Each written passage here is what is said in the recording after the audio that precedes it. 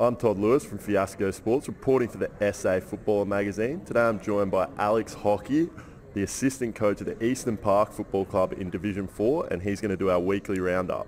So we'll just go through the results from the weekend. North Haven defeated Paraka by 55 points.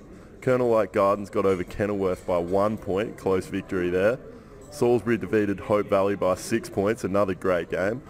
Westminster Old Scholars had the bye, and Eastern Park had a good win over Edwardstown by 21 points. Obviously a pretty good result there. Yeah, we were pretty happy with the result. A little bit nervous when we play away from home. Our away form hasn't been great, but yeah, kicking with the wind in the first quarter, we got a score on the board early, which helped us flow through the rest of the game and finish off real strongly in the last quarter when the breeze died down. So. How important is it when there is a bit of a breeze to get that early ledger, because you never know how it could change within a game? Exactly right. You need to get the upper hand as soon as you possibly can. You don't know if it's going to pick up or if it's going to decrease. The Bureau of Meteorology never get it right. So we kind of had a feeling that it might die down, and the toss was vital, and yeah, it turned out that way. Yeah, well, what were some of more positive signs looking at the actual football aspect of the game? How did you see the game play out for your boys? Yep. We have struggled so far this year playing on a bigger oval. So to play on a bigger oval at Edwardstown and to have the run from behind, our skills held up pretty well, even though the conditions weren't conducive to a highly skillful game. It was a fine day, but the wind obviously plays havoc with your kick.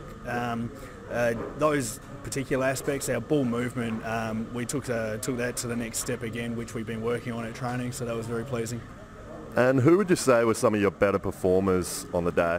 Oh, we had a really even contribution amongst the whole team. There wasn't really a highly standout performance, but guys like Alex Winter, Nathan McIver, Ian Williamson do it on a week-to-week basis, and we had Troy Gatto chip in as well with his best game for the year.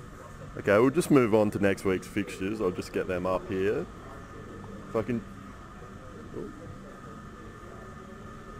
If I can just get a tip from you on each game. Hope Valley take on Edwardstown at Hope Valley Oval. Who do you think will win that one?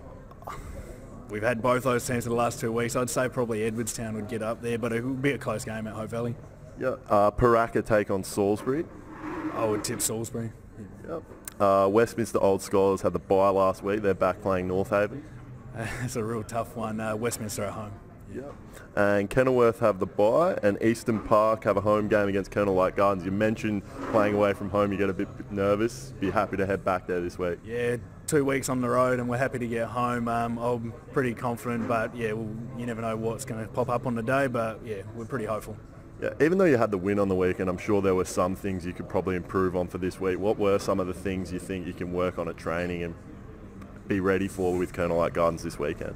Yeah, sometimes around the ground we don't tackle strong enough. We probably leak a little bit too much when the opposition's going forward as well.